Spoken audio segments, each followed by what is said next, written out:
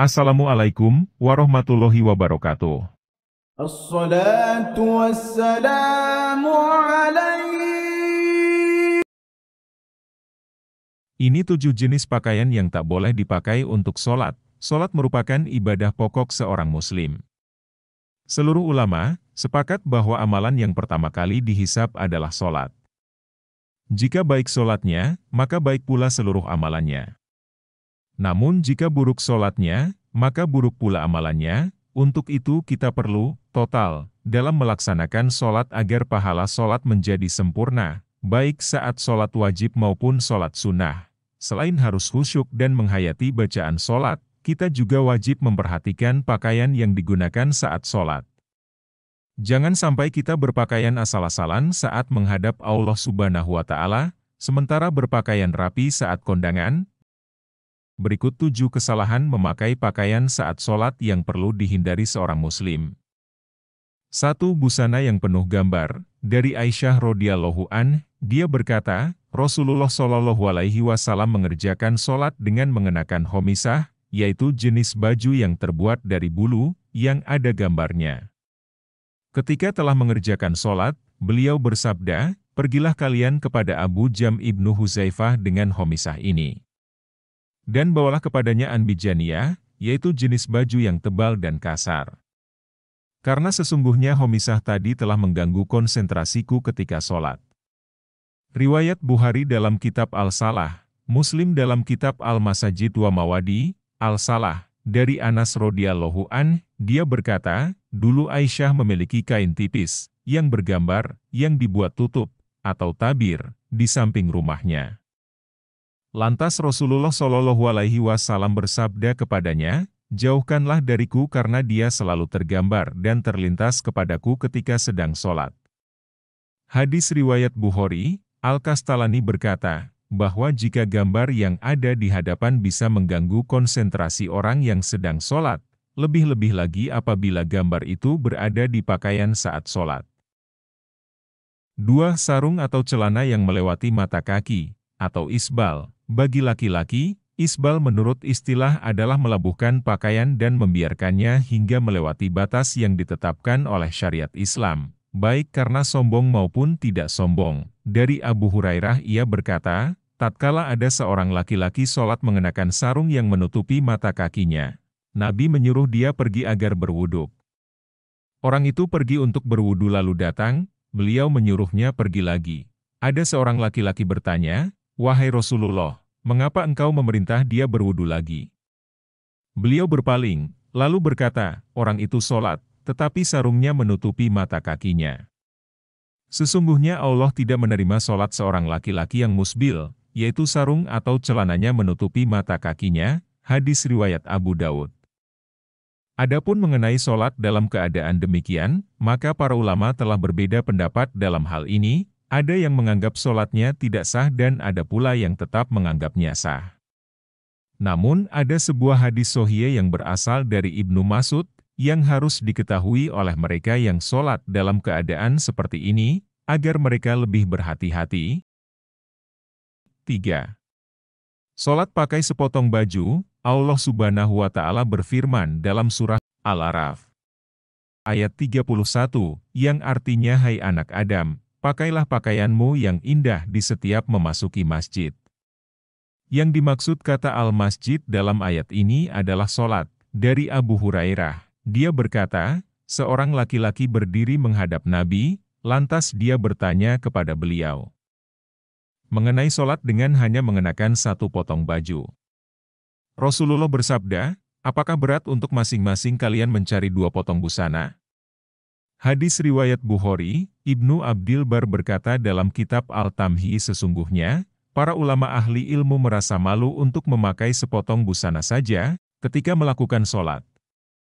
Mereka selalu merias diri dengan cara memakai baju terbaik yang mereka miliki, memakai parfum dan menggunakan siwak.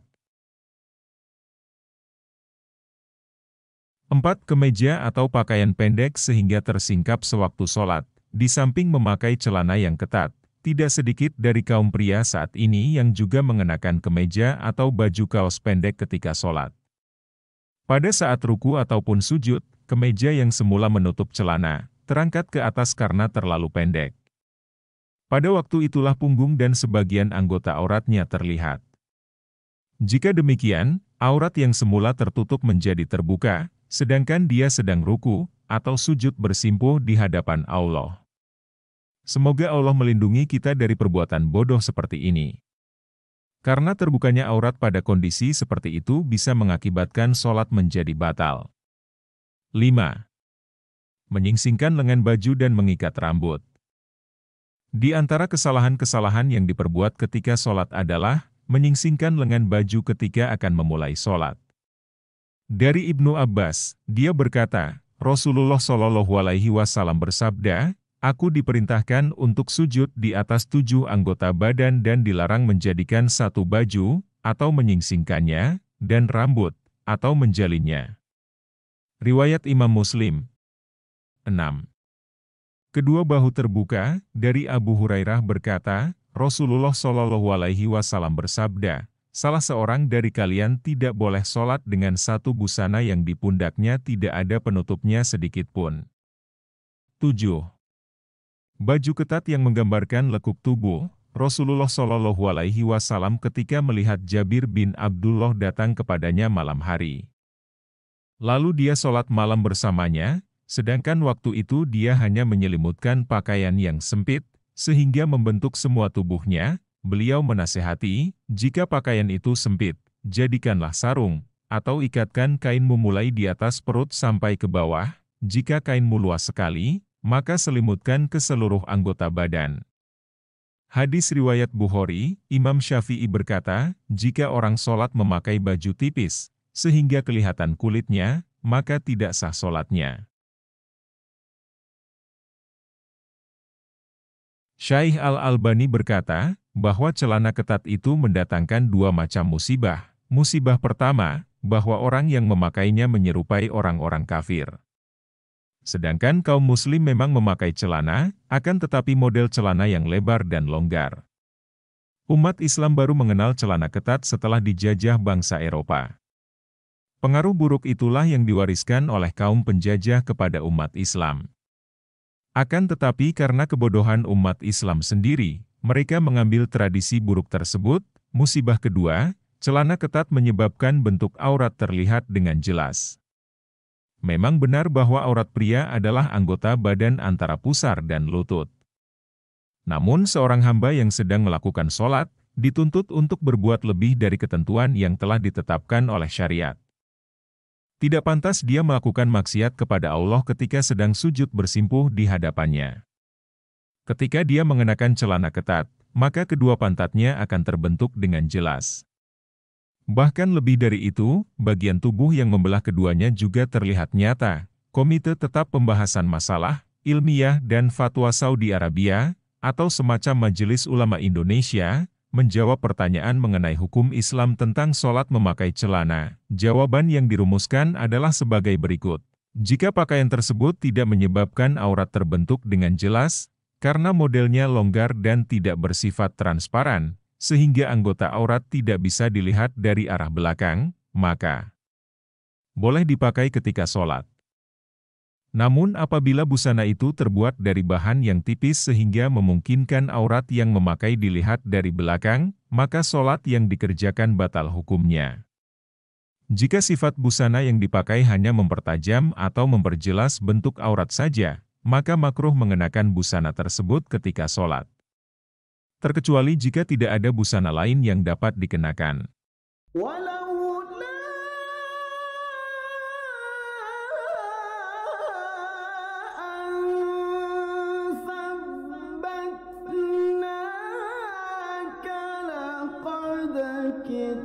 كدت